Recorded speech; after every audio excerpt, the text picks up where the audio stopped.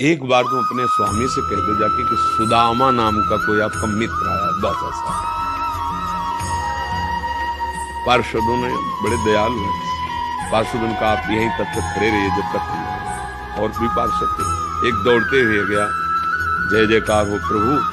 तो एक दरिद्र ब्राह्मण वेश में और वो सुदामा कूद पड़े भगवान। ब्रह्मा शंकर को भी इंतजार करना पड़ता था, लेकिन सुदामा नाम सुनते भाग पड़े भगवान। और ये सब आश्चर्यचकित बात रुक्मिणी जी, पार्षद सब देख रहे हैं कि ऐसे तो कभी भगवान नहीं भागे कि भाई ब्रह्मा जी आए भगवान भाग पड़े या शंकर जी आए, सब आकर इंतजार करते हैं। और प्रभु जब निकले, प्रभु दौड़ के गए। सुदामा जी संकुचित हो रहे कि मेरी हड्डियां ऐसे सुकोमल, तन मेरे श्याम सुंदर के लग रही हूं, उससे कुचते जा रहे। इतना बड़ा वैभव स्वामी हमें भगवान अपने हाथ से चरण पखारे सुदामा जी हाल रखकर। रुक्मिणी जी आश्चर्यचकित हो रही है, ऐसा कोई तपस्वी, ऐसा कोई महात्मा जिसकी ऐसे भगवान अभी तक तो नहीं देखा जैसा इस ब्राह्मण। और धोती कई जगह से फटी थी, जो दुपट्टी उसको कई ऐसे केवल अंग ढके हुए थे, ऐसी धोती थी, हड्डियां हड्डियां शरीर में थी। रुक्मिणी जी के पलंग पे बैठाला भगवान, जिस पलंग को ब्रह्मा शंकर नमस्कार करते हैं, उस पलंग पे बैठाला, चरण धोए, चरणामृत लिया, हो भाग्य आप पधारे, भोजन पानी से चरण दाब। सुदामा जी से दास पर कितनी प्रीति प्रभु करते हैं। 2-3 दिन 4 दिन सबसे प्रभु मिलवा रहे, परिचय कर रहे, मेरे मित्र सुदामा जी हैं।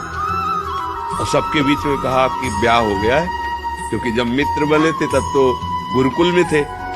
सुदामा जी पुत्र भी है, भाभी ने कुछ दिया भी होगा हमारे लिए। अब ये वैभव, वहां फटे कपड़े में तंदुल कैसे? बोले देखो पहले चूक की थी, गुरु माता ने चले दिए थे हमारे लिए, और फिर चूक कर रहे हो, कुछ दिया है? तो भगवान ने ऐसे हाथ पकड़ा, उनका उठाया, इतने स्वादिष्ट कीमती वस्तु तुम छुपाए रखे हो। खोला, उस फटे पुराने कपड़े में लपटे हुए तंदुल, रोमांच छोड़ा। रुक्मिणी जी देख रहे कि ऐसी प्रसन्नता से तो 56 भोग भगवान नहीं पाते द्वारिका जी, जैसी इस गरीब ब्राह्मण के तंदुल पार है।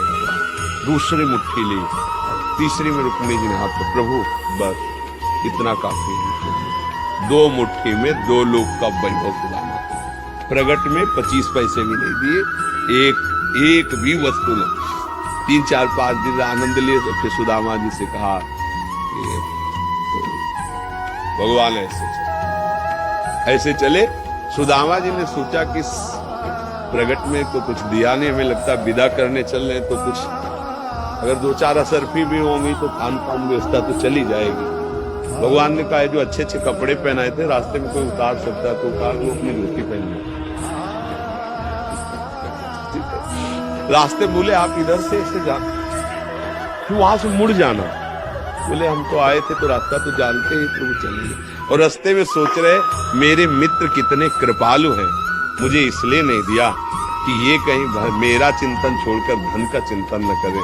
हे श्री कृष्ण, सदैव आप जैसा ही मित्र मिले।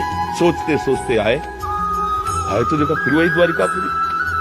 बोले मेरी बुद्धि मारी गई है कि वास्तविक यहाँ कोई रचना हो गई। यहाँ तो हमारी एक छोटी सी कुटिया थी, ऐसा देखा कि उनकी पत्नी जो है स्वर्ण थाल लिए दास दासियों से आरती उतारने। उनका तुम कौन हो? तो उनका आपकी दासी हूँ, आपकी पत्नी। ईशा बोले जिनके पास गए थे ना, उन्होंने सब अश्रुपुलकित हो रहे कि वास्तविक तेरे दरबार की आली निराली शान ये देखी, सखावत खुद तेरी गलियों में चक्कर काटते देखा, फैलाया हाथ जिसने तेरे दरबार में आकर तुझे देते नहीं देखा, मगर झोली भरी देखी। ऐसे अगाध सिंधु भगवान का दासत्व भला हमको निष्फल कैसे हो जाए?